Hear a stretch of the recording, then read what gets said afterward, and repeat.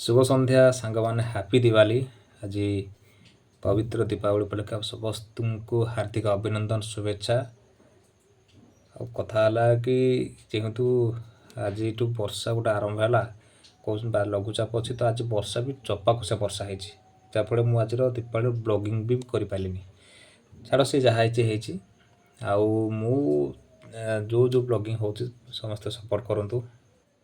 आज घर तो पिठापणा धूमधाम भारी जोर हो समस्ते खिया पिया व्यस्त थे। आ दीपावली तो जानते पुंपे टेका पी आरंभ सब अलरेडी हो सारा आम जमी मंदिर में पुंपे टेक आसलु पूरा फैमिली से जहाँ भी बहुत भल है। सब वर्ष पूरी जाऊँ आर आर वर्ष टू वर्ष 2 वर्ष आम गाँ पुंपे टेकुचु।